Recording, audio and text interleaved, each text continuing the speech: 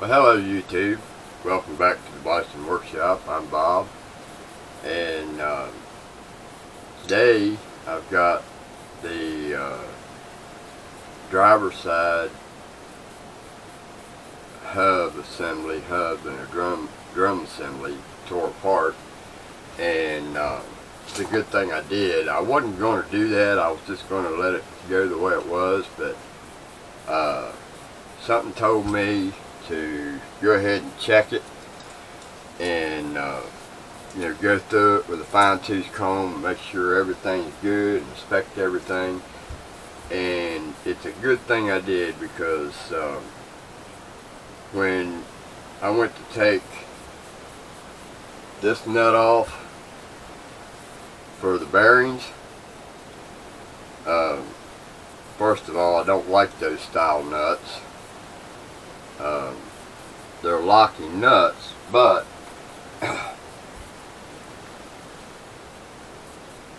I don't trust them, because they're not reliable in staying in place. Now, I don't know if this was the case on this particular situation, but this was backed off. I don't know if it was a user error or if it was a product error. And as you can see, people have used a screwdriver or a chisel or whatever in order to back that nut off and put it back on. And that's a clear indication that the person didn't have the tool.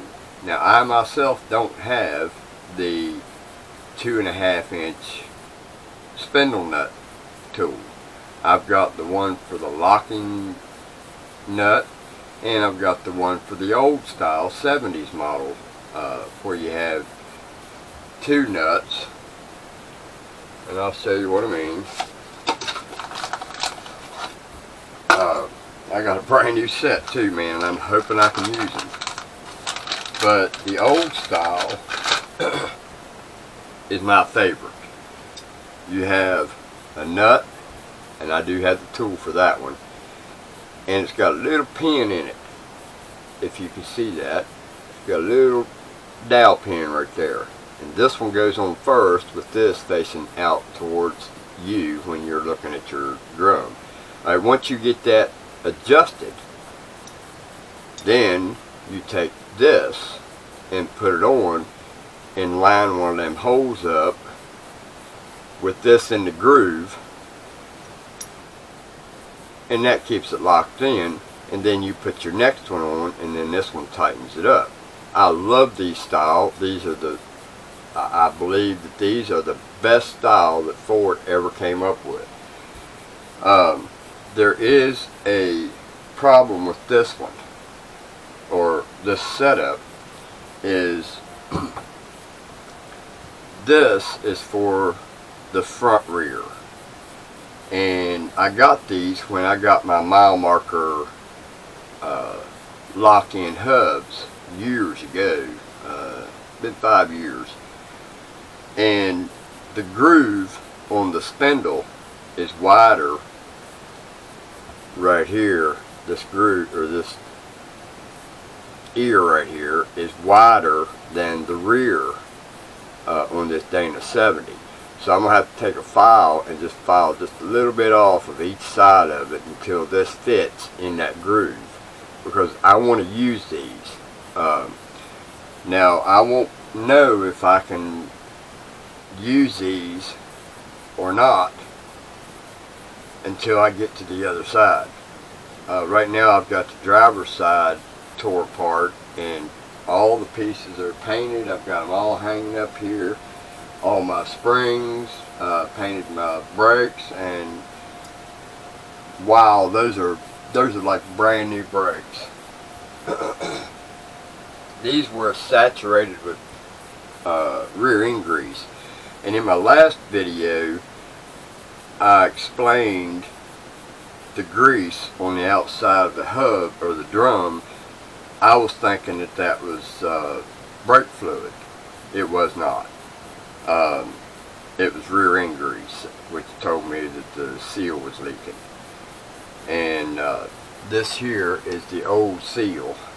And yes, it does look brand new.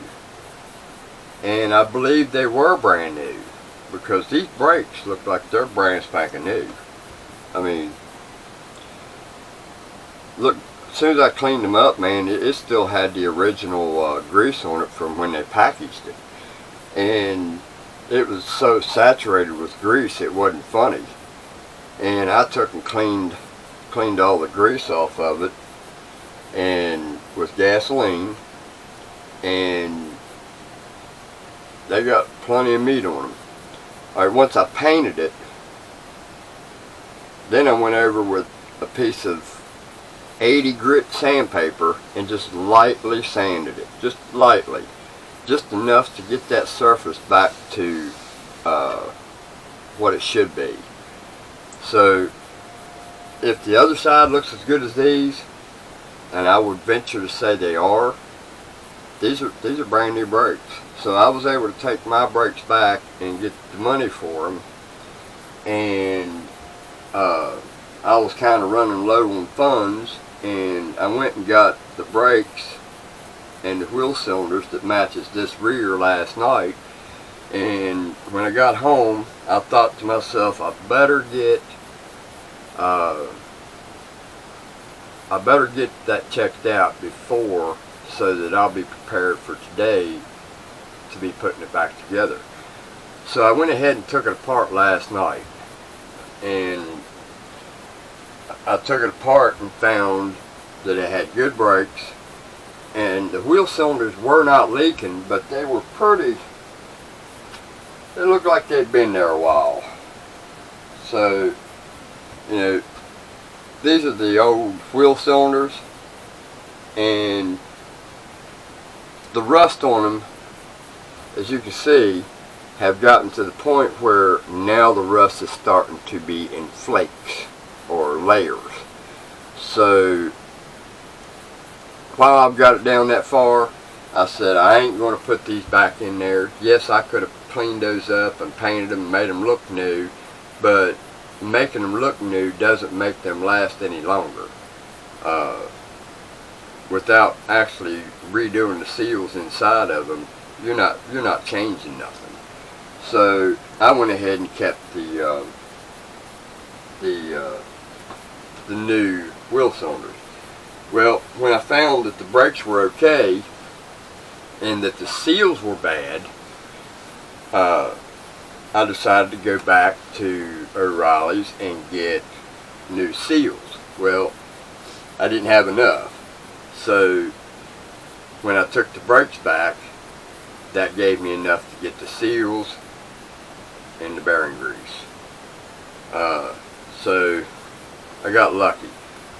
But the reason it was a good idea, or a good thing that I checked it, is when I went to go, before I went to take this nut off, to take the bearings off, I decided to go ahead and check the bearings and, you know, in and out, up and down, see if there's any wobble.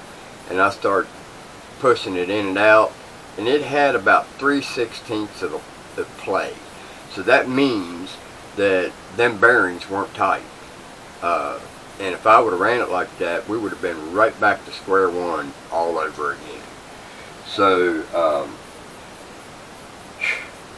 thank God I'm listening to myself anymore. Learned my lesson. Now on these nuts, I'm hoping that when I get to the other side, that it's not reverse threads. I looked on eBay and found a set of nuts for it, and I wasn't going there to buy them. I was just going there to get information. You know, you punch something in eBay and you pull it up, it will give you some information in the listing. So I started reading some listings on these nuts, and the Dana 70s, from what I can see, have the same thread on both sides. So there's no left-hand threads and right-hand threads. It's all one threads, so I guess that would be right hand threads on both sides. We're hoping. If that's the case, I can use these and I will never ever have to worry about these things backing off. These here are the most trustworthy locking nuts you could ever get for a rear end. And if I sound like I'm a salesperson for these, I would be proud to be a salesperson for these locking nuts. So, I know that sounds messed up, right? So, that's the reason why that seal got messed up like it did. That seal got messed up right there in that one area, and it's bent, and you can see by looking at it that it's kind of egg shaped. So that, because it was backed off and it wasn't tight as it should have been, then it was allowing grease or rear end grease to get into the drum. So in my last video I was wrong. It wasn't the wheel cylinders that was leaking, it was the actual wheel seals. So right now what we're doing is we've got everything painted, and I'll take you around here and show you what we got. I painted the drums and they look really good. And if you look here, man, look at the meat on these. My first drums on the very original rear end, it looked almost as good as these. These look like they've been replaced because they cleaned up really good, and they're in pretty good shape. That's a lot of meat on them things. I don't think these drums have ever been turned. Then we got the hardware for the brakes, and this here was bent up somewhat, so I had to straighten that back up, and got all my springs painted, got my backing plate painted, got my brake lever painted, got the spring painted for this part right here, which I got to put back in, and then I painted these with aluminum paint. So I don't really like the way it looks, but it'll look fine from the outside because you're only going to see that part right there. So we're getting ready to put all this stuff back together.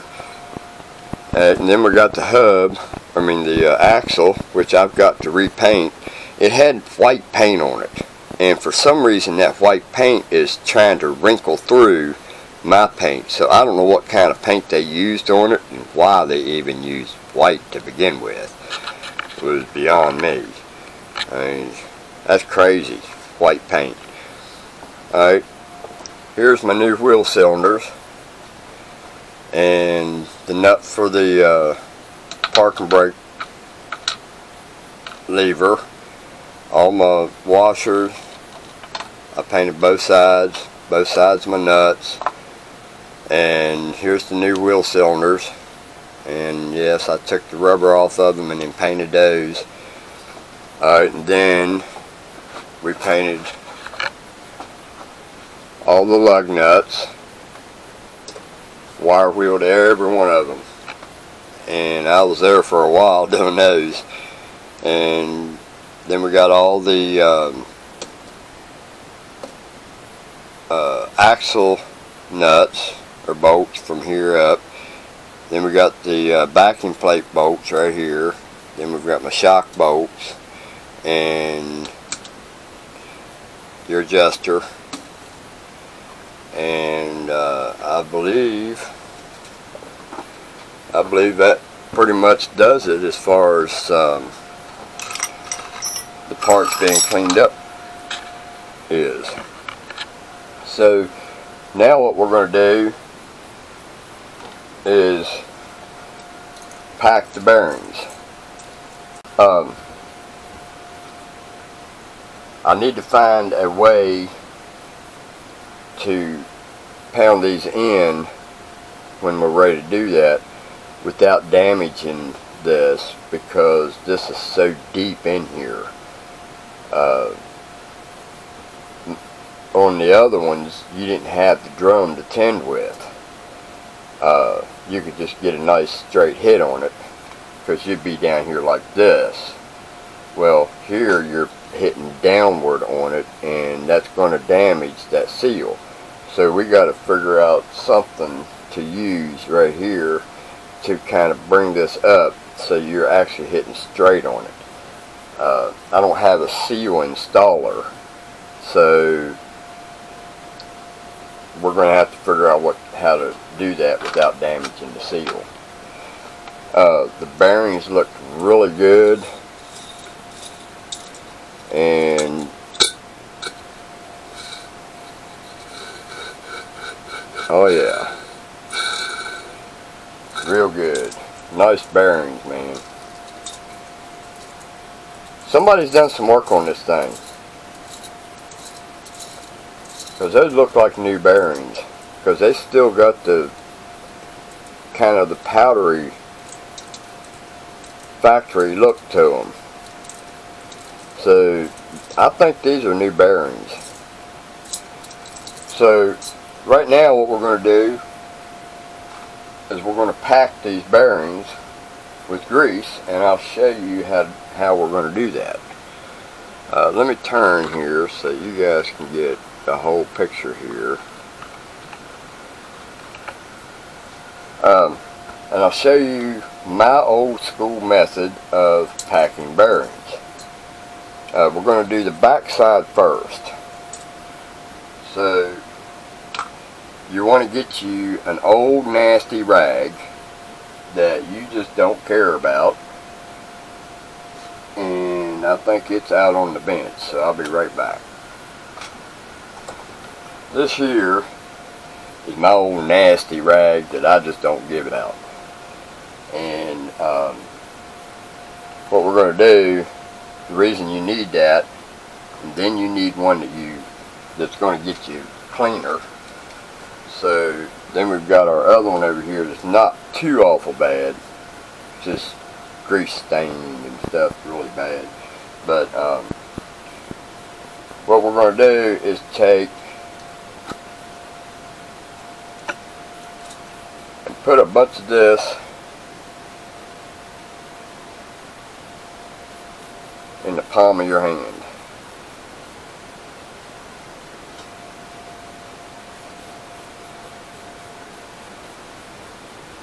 Alright, then we're going to take this bearing, and we're just going to take the edge of this race, or the cage, and we're just going to take and just grab a little bit. You see what I'm doing?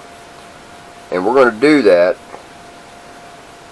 We're just going to grab the edge of that grease and scrape it across the palm of your hand until you start seeing it coming up through here.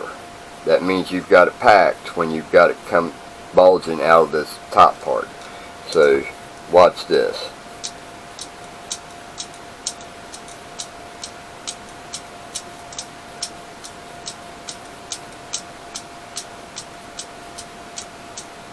See what we got there? It's coming out the top. Then you just go around the other side and just keep doing that.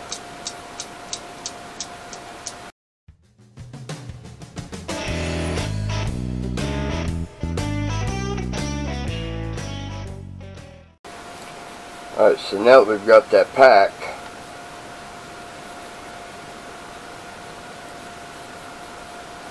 take a little bit of this, just kind of push it down in the top,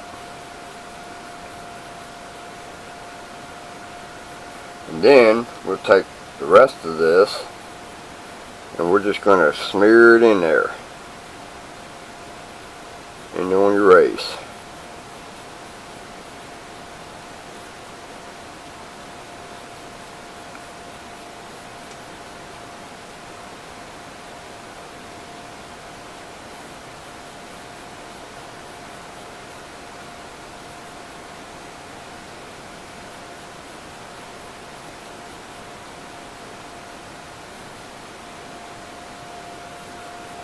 Then we'll grab our bearing and set that down in there. Now this is the reason why my rear end failed the last time. I skipped this step, and I shouldn't have done that. Yes, these bearings get their grease from the rear end, but it was cold, and I don't drive that truck very often, and here's the reason that happened. When you're going down the road and you're straight and then you turn, the centrifugal force of you turning in a turn or turning sideways, you know, left to right, when you turn, the fluid starts pouring through the tube, and then it'll reach the bearings. Well, it was cold, so cold rear end grease moves just like molasses. So by the time you've got that flow going down the tube, you've straightened back up, and then it's starting to head or level out and head back the other direction. So I didn't drive the truck long enough for it to get warm enough for it to flow quick. So that played a huge part in them bearings going bad. And I skipped this step thinking I was going to be okay. Well, you know what thought did, right? Well, so now we've got bearing grease in it. Now we can go ahead and put this seal on. And let me find me a hammer, and we'll be right back. Alright, we're going to try something here. I found this thing sitting over here behind me on the bench. And this is out of a garage door. And it's got a C-clip on it that keeps this piece here from going up the shaft. And I checked the old bearing, and that thing fits right down in there, just like that, and it's the same size as the, or did I say bearing? The seal. And I'm going to try this and see if that'll work. So we're going to put that down on there.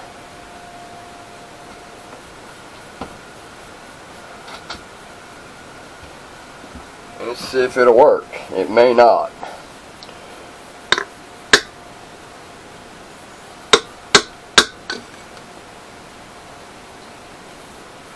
So we got it started. Now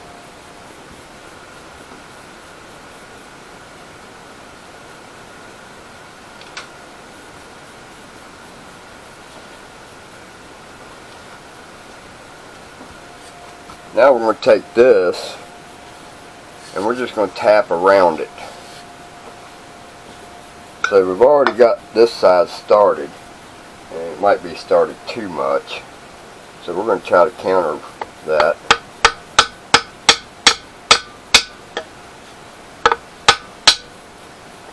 And then we're just going to walk around it. And it's going.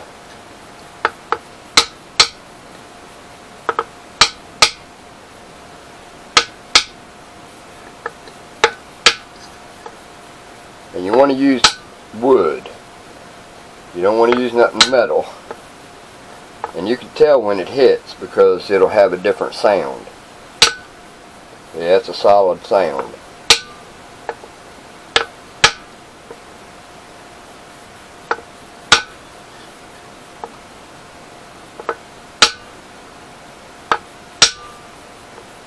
Yeah, it had a ring to it. A ring. A ring. A ring. A ring. And a ring. So we are down all the way. Take a fingernail and go around it. See, here's another reason why I have fingernails. So, let me hit that one more time. Yep, it's still ringing. Alright, so now we've got that done. Now we can turn this heavy over and do the other side.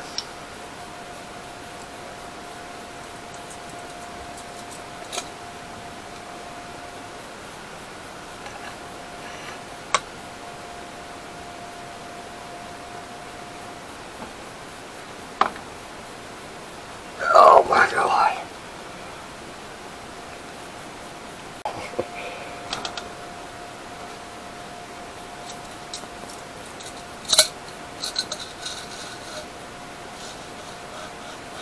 Man, those are beautiful bearings, man. There's not a grit one in it. Couldn't ask for a better bearing. Alright, so now we're going to do the same thing to the other bearing. We're going to get us a big old glob of this on our finger.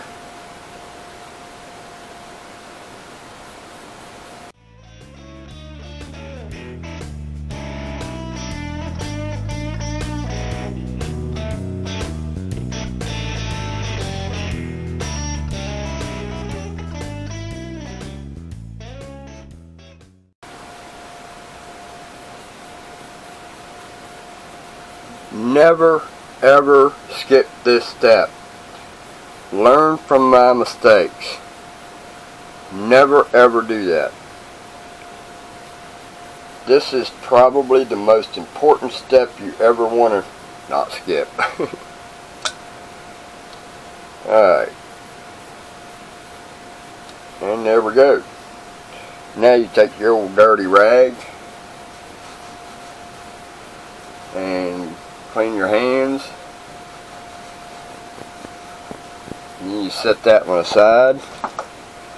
Then you get your not as dirty rag, clean them again.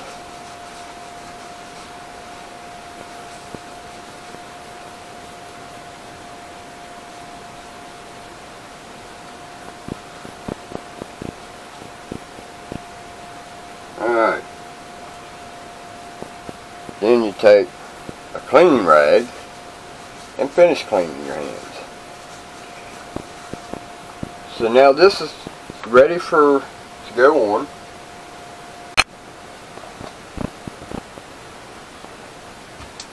So I hope that information is good information for you guys, which I'm sure it is. This is going to save you from going through what I just went through on this last rear. This is what happened because of this.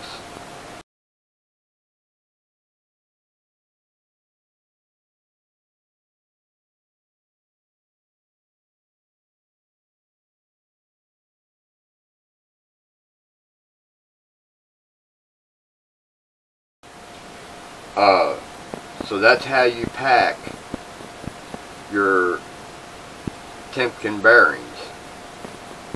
And if you was putting this in a two-wheel drive that has sealed hubs, that the only way them bearings are going to get grease is from inside the hub, then you want to pack a bunch of it inside your hub, do your spindle, everything. This, we just need to pack the bearings real good and the race. Now, we don't put any in the inside of the hub because this is going to save it until the fluid actually gets to the bearings from the rear end. So, I hope you guys enjoyed this bit of information and tips on how to install bearings and a seal when you don't have a seal puller or a seal installer. and you don't have a bearing packer. You know, most people have, or most garages, they have that round thing that you put the bearing in and then you push down on it or whatever. They have different styles. And we had one at the shop when I worked for Midas, and I actually didn't like it. I liked my method better. It's always been fail-proof for me to pack them that way because, hey, not to mention, it actually cleans your hand too. So, you guys have a good one. Don't forget to like, subscribe, comment, share. You guys have a good one. Later.